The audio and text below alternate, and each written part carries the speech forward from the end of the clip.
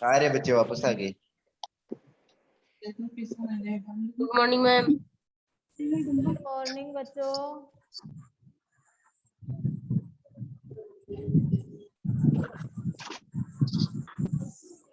चलो अपन आगे की क्लास स्टार्ट करते हैं।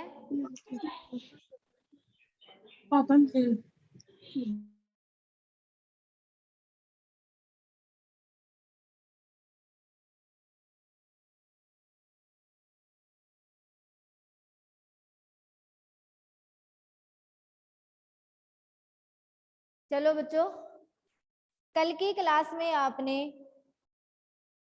कृष्णी का, मैक्स प्लांक का क्वांटम सिद्धांत और तत्वों का इलेक्ट्रॉनिक विन्यास कंप्लीट किया था।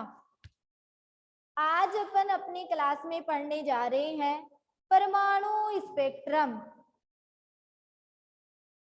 परमाणु स्पेक्ट्रम अगला टॉपिक है परमाणु स्पेक्ट्रम। देखो बच्चों, परमाणु स्पेक्ट्रम क्या होता है? श्वेत प्रकाश को जब किसी प्रिज्म से गुजारा जाता है, ये आपके पास श्वेत प्रकाश है। इस श्वेत प्रकाश को जब प्रिज्म से गुजारा जाता है तो रंगीन पट्टियों की एक श्रृंखला प्राप्त होती है जिसे स्पेक्ट्रम कहा जाता है। रंगीन पट्टियों की एक श्रृंखला प्राप्त होती है जिसको क्या कहा जाता है? स्पेक्ट्रम। और इसी स्पेक्ट्रम को परमाणु स्पेक्ट्रम भी कहा जाता है। इस स्पेक्ट्रम की परास, जो परास होती है, इस स्पेक्ट्रम की परास 7.5 गुणा 10⁻14 हर्ट्ज बैंगनी रंग से, ये तो बैंगनी की होती है, 4.0 गुणा 10⁻14 हर्ट्ज लाल रंग की होती है। इस स्पेक्ट्रम की जो परास होती है वह 7.5 गुणा 10⁻14 हर्ट्ज बैंगनी से 4.0 गुणा 10⁻14 हर्ट्ज लाल रंग तक होती है। यह एक सतत स्पेक्ट्रम होता है क्योंकि इसमें सभी रंग एक दूसरे से मिले हुए रहते हैं। इस कारण परमाणु स्पेक्ट्रम को कौन सा स्पेक्ट्रम कहा जाता है? सतत स्पेक्ट्रम। तो श्वेत प्रकाश को जब प्रिज्म से गुजारा जाता है तो 7 रंगों की या रंगीन पट्टियों की एक श्रृंखला प्राप्त होती है जिसे स्पेक्ट्रम कहते हैं और इसी को परमाणु स्पेक्ट्रम कहा जाता है। इस स्पेक्ट्रम की परास 7.5 गुणा 10⁻14 हर्ट्ज बैंगनी से 4.0 गुणा 10⁻14 हर्ट्ज लाल रंग तक होती है। यह स्पेक्ट्रम एक सतत स्पेक्ट्रम कहलाता है क्योंकि सभी रंग एक दूसरे से मिले हुए रहते हैं। परमाणु स्पेक्ट्रम 2 प्रकार का होता है।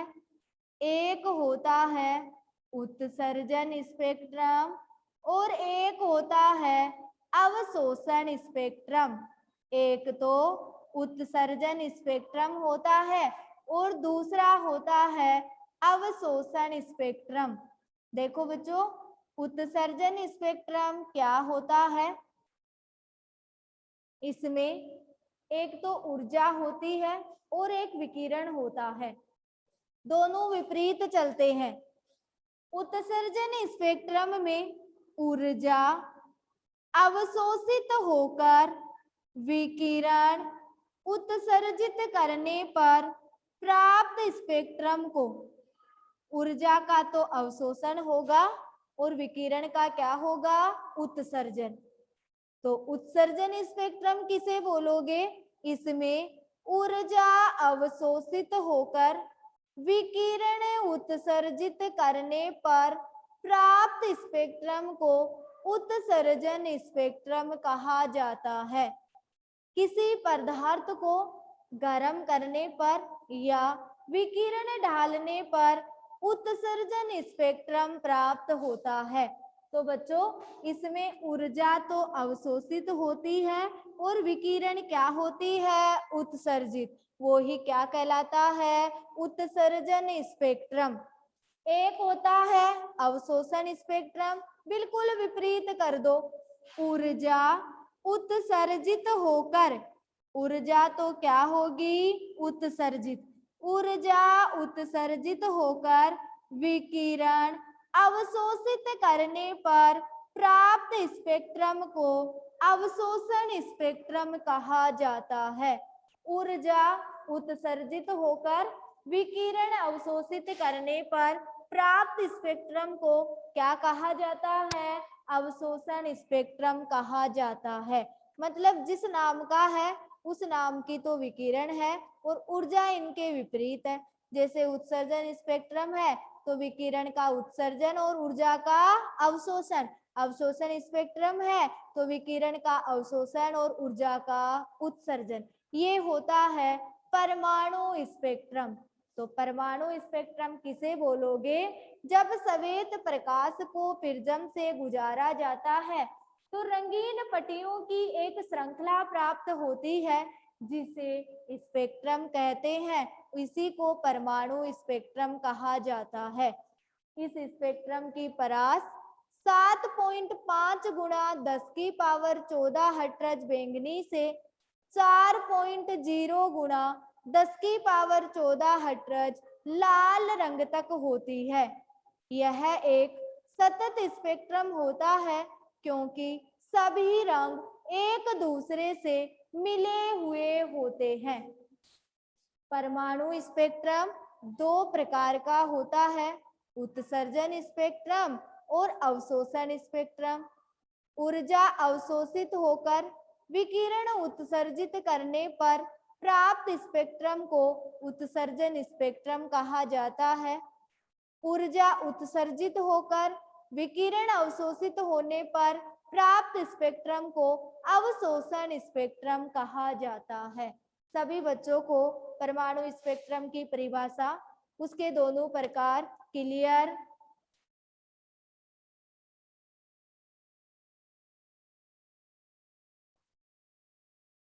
और बच्चे भी बोलो, और बच्चे बोलो। अच्छा चलो ठीक है, अब मैं आगे चलती हूँ। ध्रुव कल कहाँ चला गया था, बार बार एक ही चीज को थोड़ी रिपीट करूंगी मैं, कल वाला वापस रिपीट करो। कल भी किया था 2-3 बार, अब वापस थोड़ी उसी चीज को चलाऊंगी। फिर तो पढ़ने वाले बच्चे सोचेंगे कि मैडम तो कल वाला याद रिपीट कर रही है। अब इस टॉपिक को मैंने 3 बार रिपीट किया है तो इसमें कल की कोई बात ही नहीं है। चलो अगला टॉपिक अपन पढ़ने जा रहे हैं, हाइड्रोजन परमाणु का रेखीय उत्सर्जन स्पेक्ट्रम। जब मैंने नील्स बोर की रदरफोर्ड की कमियां बताई थी तो 2 कमी बताई थी। पहली कमी मैंने बताई थी मैक्सवेल के सिद्धांत को नहीं समझा सका। दूसरी कमी मैंने बताई थी हाइड्रोजन स्पेक्ट्रम की स्पेक्ट्रमी रेखाओं की व्याख्या करने में भी असफल रहा। फिर कई बच्चों ने पूछा भी था मैम दूसरी कमी क्या होती है, मैंने कहा था इसी चैप्टर में आगे ये टॉपिक डिटेल से आएगा। तो बच्चों हाइड्रोजन परमाणु का रेखीय उत्सर्जन स्पेक्ट्रम, वो ही रदरफोर्ड की दूसरी कमी हाइड्रोजन स्पेक्ट्रम की स्पेक्ट्रमी रेखाएं, ये की यही आएगी कौन कौन सी रेखाएं होती है। तो अपना टॉपिक चल रहा है हाइड्रोजन परमाणु की, हाइड्रोजन परमाणु का रेखीय उत्सर्जन स्पेक्ट्रम, रेखीय उत्सर्जन स्पेक्ट्रम। देखो बच्चों रेखीय उत्सर्जन स्पेक्ट्रम मैं आपके पास में बनाने जा रही हूँ। आपके पास नोट्सों में डायग्राम भी आएगा और यहाँ पे भी तुम एक बार नजर मार लो, ताकि नोट्सों में अगर डायग्राम समझ में नहीं आए तो यहाँ से तुम देख के कर सकते हो। हाइड्रोजन परमाणु का रेखीय उत्सर्जन स्पेक्ट्रम अपन बनाने जा रहे हैं। ये बच्चों अनंत रेखा है, अनंत, n बराबर अनंत। ये आपके पास नीचे n बराबर 1 है, सभी बच्चों को दिख रहा है।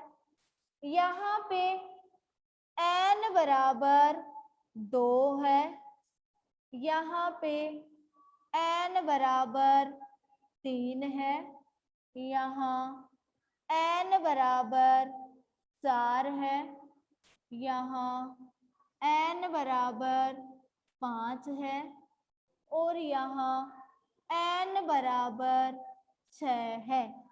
अनंत तक चलेगी, ठीक है। यहाँ लाइमन श्रेणी स्टार्ट होती है। अभी इस डायग्राम से ही आपके थ्योरी क्लियर हो जाएगी कि कौन सा इलेक्ट्रॉन कहाँ पे संक्रमण कर रहा है या कूद रहा है।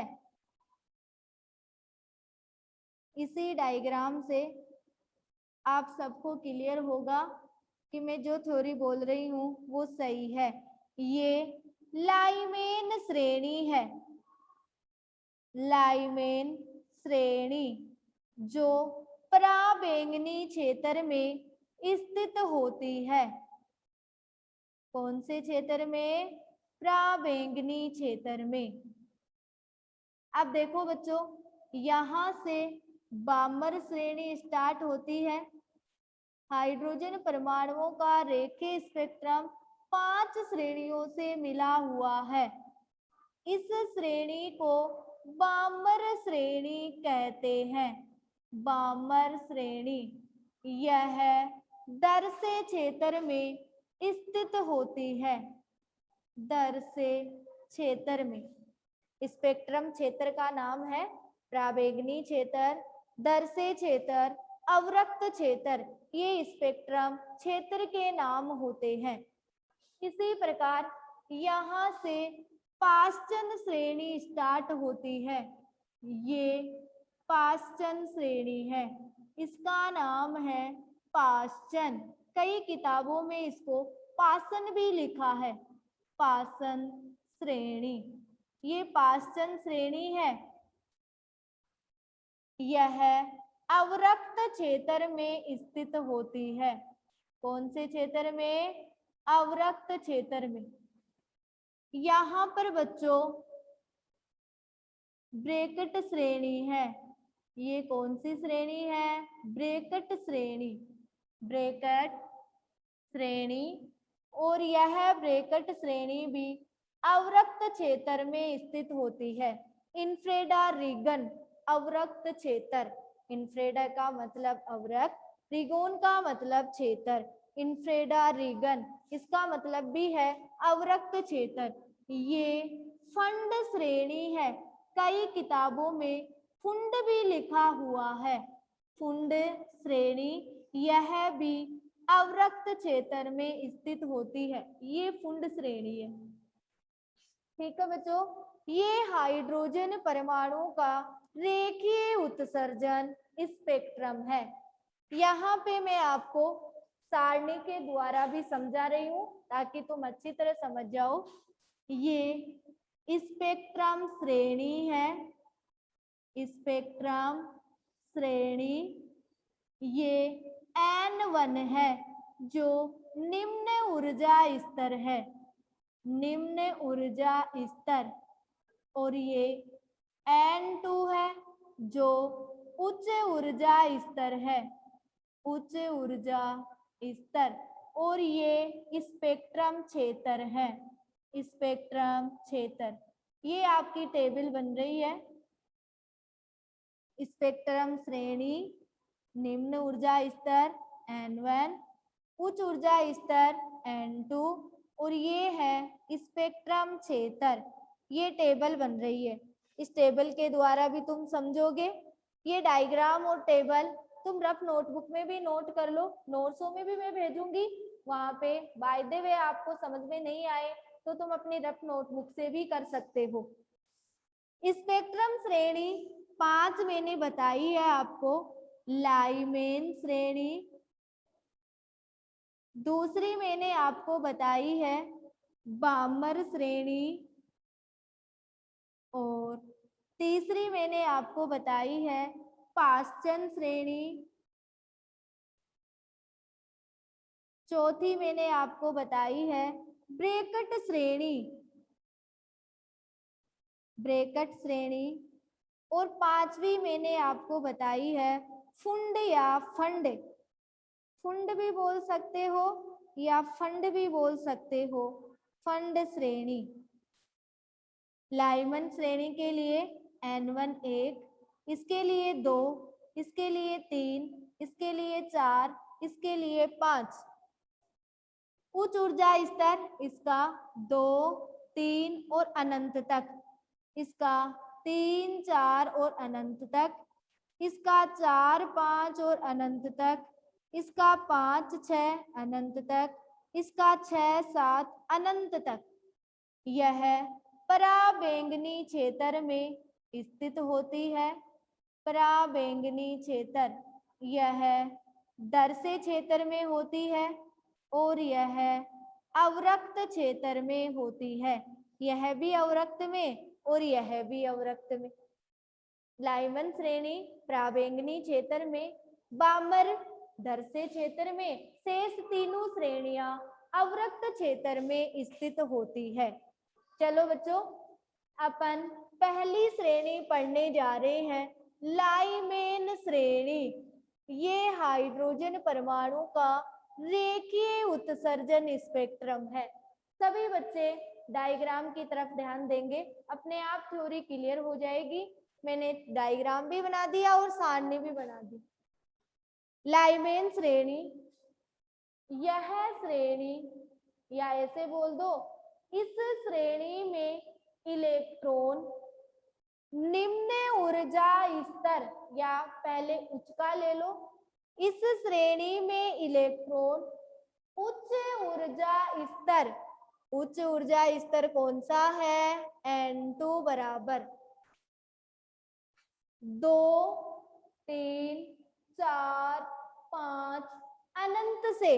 देखो उच्च ऊर्जा स्तर 2 से आ रहा है, 3 से आ रहा है, 4 से आ रहा है, 5 से आ रहा है, 6 से आ रहा है। इस श्रेणी में इलेक्ट्रॉन उच्च ऊर्जा स्तर N2 बराबर 2, 3, 4, 5, 6, यानी अनंत से, तुम 2, 3 लिख के भी छोड़ सकते हो, अनंत से निम्न ऊर्जा स्तर N1 बराबर 1 में संक्रमण करता है। बताओ 1 में संक्रमण कर रहा है कि नहीं कर रहा? आ रहा है ना, 2 से भी आ रहा है, 3 से भी, 4 से भी, 5 से भी, 6 से भी। तो उच्च ऊर्जा स्तर 2, 3 अनंत से, निम्न ऊर्जा स्तर N1 बराबर 1 में संक्रमण करता है। इसी श्रेणी को लाइमेन श्रेणी कहा जाता है। यह श्रेणी पराबैंगनी क्षेत्र में स्थित होती है। मैं जो डायग्राम के अनुसार बोली हूँ वो पूरा डायग्राम में है, तुम अपने आप ही समझ जाओगे। देखो इलेक्ट्रॉन 1 में संक्रमण कर रहा है, और कहाँ से कर रहा है? 2 से, 3 से, 4 से, 5 से, 6 से। तो ये तो इनके उच्च ऊर्जा स्तर हो गए, और ये इनका कौन सा हो गया? निम्न ऊर्जा स्तर। यही क्या होती है? लाइमेन श्रेणी होती है। सभी बच्चों को लाइमेन श्रेणी क्लियर? लाइमेन क्लियर हो गई तो आगे की तुम ही बताते चलोगे मुझे। सबको डायग्राम में दिखाया गया है कि कौन कहाँ पे आ रहा है। अभिषेक, नीतू और शिवानी, सानिया, दीपल, और भी बच्चे हैं, और बच्चों का मैं नाम नहीं जानती हूँ, तो तुम ऐसे मत सोचना मैडम इनका ही नाम कैसे लेती है। जहाँ पे 5 बच्चों का नाम आ गया वहां पूरे बच्चों का नाम आ गया। देखो कविता, ऐसे देख देख के याद आती है मेरे। ठीक है, क्लियर हुआ ना लाइमेन श्रेणी।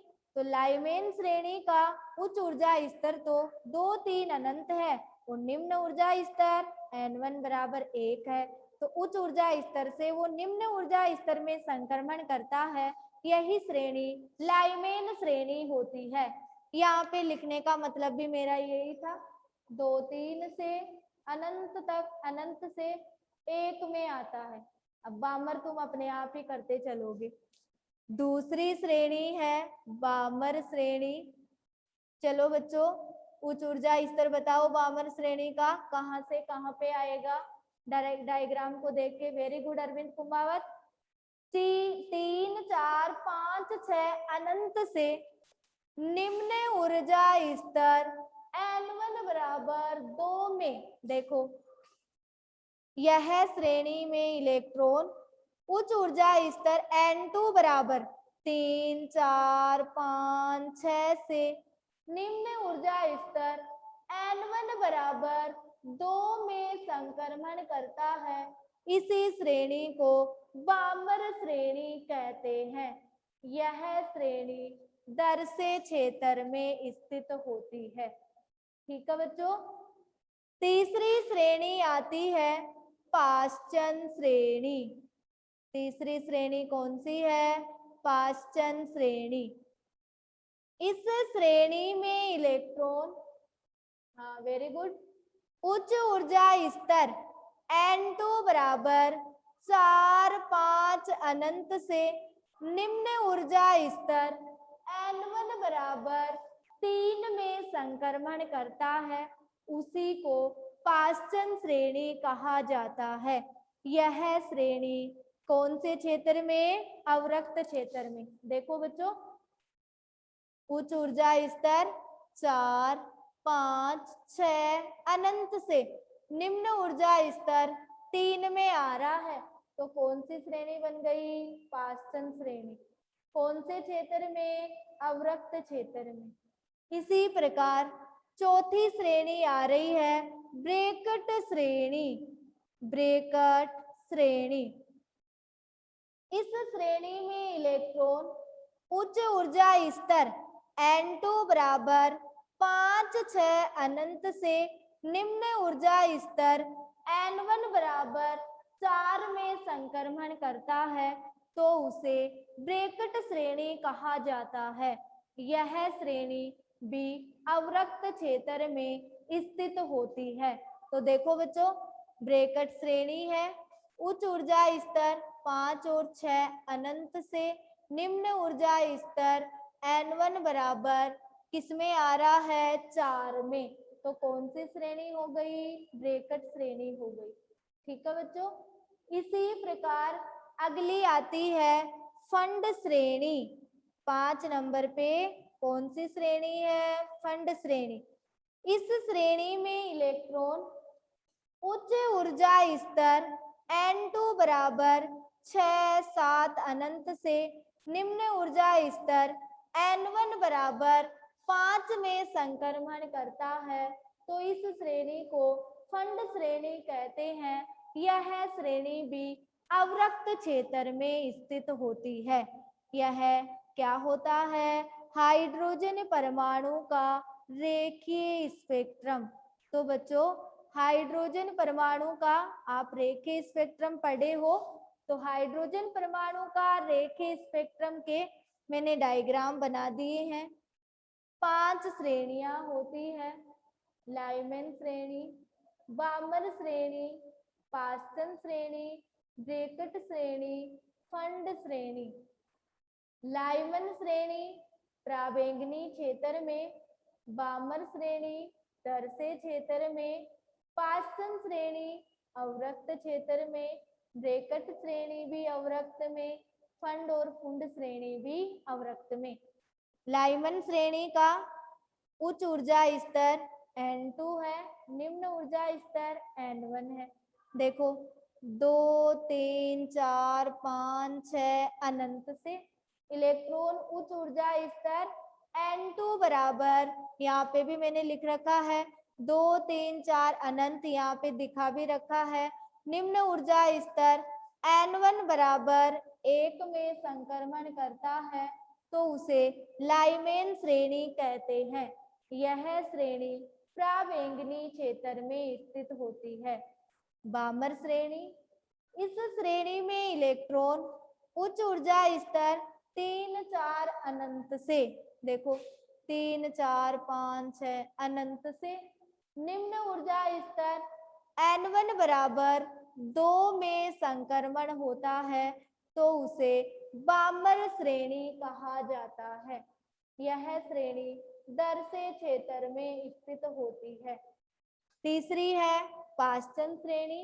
इस श्रेणी में इलेक्ट्रॉन उच्च ऊर्जा स्तर 4 5 अनंत से निम्न ऊर्जा स्तर N1 बराबर 3 में संक्रमण करता है तो उसे पाश्चन श्रेणी कहा जाता है। यह श्रेणी अवरक्त क्षेत्र में स्थित होती है। इसी प्रकार ब्रैकेट श्रेणी, इसमें इलेक्ट्रॉन उच्च ऊर्जा स्तर 5 6 अनंत से निम्न ऊर्जा स्तर N1 बराबर 4 में संक्रमण करता है तो उसे ब्रैकेट श्रेणी कहा जाता है। देखो यह भी अवरक्त क्षेत्र में स्थित होती है।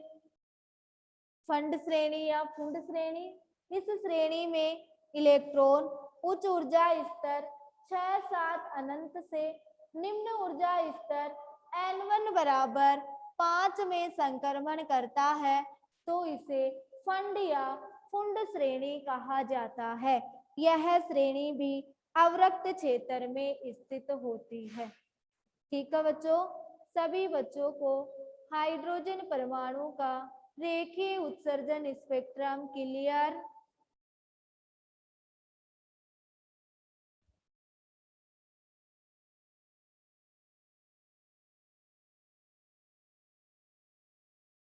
सभी बच्चों को क्लियर है इसका मतलब? किसी बच्चे को कोई प्रॉब्लम?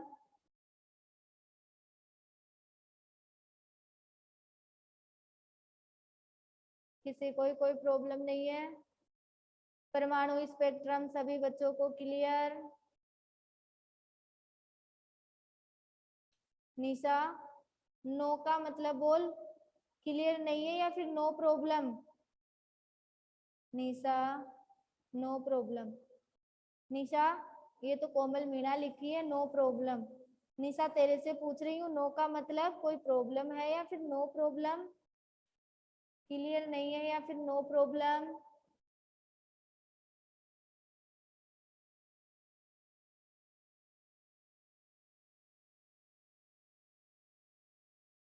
प्रॉब्लम किस चीज में? फटाफट बोल निशा, बताऊं तेरी प्रॉब्लम सोल्व करूं।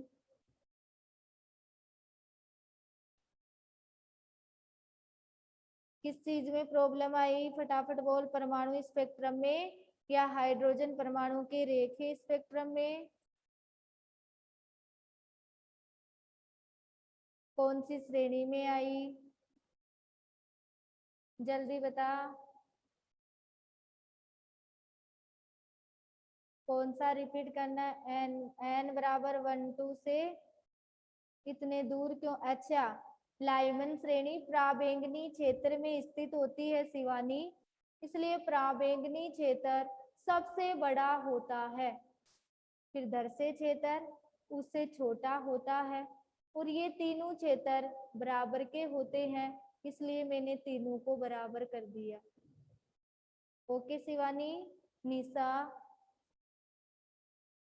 प्राबैंगनी क्षेत्र का व्यास बहुत बड़ा होता है, इसलिए मैंने बड़े क्षेत्र में दिखा दिया। दर्शे क्षेत्र उसे थोड़ा छोटा होता है, बाकी तीनों क्षेत्र बराबर होते हैं। निशा, तूने अभी नहीं बताया कि मैम मुझे इस चीज में प्रॉब्लम चल रही है।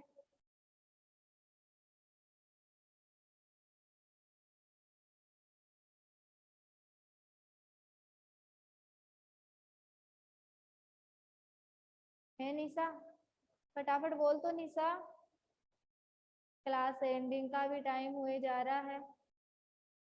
क्लियर हो गया या फिर नहीं हुआ अभी भी निशा? अब कैसे नहीं बोल रही? परमाणु स्पेक्ट्रम, परमाणु स्पेक्ट्रम क्लियर नहीं हुआ? हाइड्रोजन परमाणु का रेखीय स्पेक्ट्रम क्लियर है? हाइड्रोजन परमाणु का रेखीय स्पेक्ट्रम क्लियर है निशा? चलो परमाणु स्पेक्ट्रम देखो, ये आपके पास प्रिज्म है, इस प्रिज्म से श्वेत प्रकाश को गुजार रहे हैं तो रंगीन पट्टियों की श्रृंखला प्राप्त होती है। यानी रंगीन पट्टियों का मतलब है 7 रंगों की। इस श्रृंखला को ही स्पेक्ट्रम कहा जाता है। इस स्पेक्ट्रम की परास का मतलब है कि इसका मान कौन से रंग से कौन से रंग तक चलता है। इस स्पेक्ट्रम की परास 7.5 गुणा 10 की पावर 14 हर्ट्ज कौन से रंग की होती है? बैंगनी की। 4.0 गुणा 10 की पावर 14 हर्ट्ज लाल रंग तक होती है। ठीक है? हाँ, विकिरण और तरंग एक ही होती है। वेव को ही विकिरण कहा जाता है। होती है, यहाँ तक होती है। यह एक सतत स्पेक्ट्रम कहलाता है क्योंकि सभी रंग एक दूसरे से मिले हुए रहते हैं। सभी रंग एक दूसरे से क्या होते हैं? मिले हुए रहते हैं।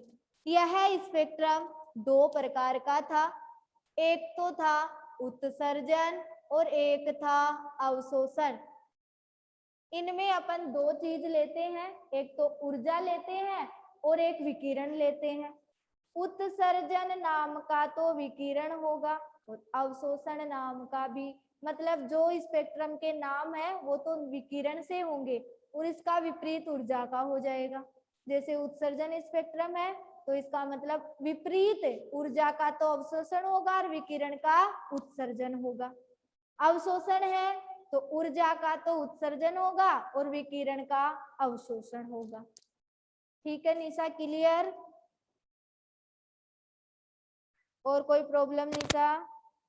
और किसी बच्चे को आज की पढ़ाई हुई क्लास में कोई प्रॉब्लम? फटाफट बोलो, किसी को ही नहीं है? आपका कल चैप्टर कंप्लीट हो जाएगा। हाइड्रोजन स्पेक्ट्रम की व्याख्या करेंगे अपन, रेखीय स्पेक्ट्रम की व्याख्या गणितीय द्वारा। गुड आफ्टरनून राजकुमार जाट। ठीक है बच्चों, इसी के साथ में अपन अपनी क्लास एंडिंग करने जा रहे हैं। सभी को हैप्पी सिंजारा। अच्छी अच्छी मिठाई खाएंगे आज लाके सभी, है ना? खाओगे ना सभी?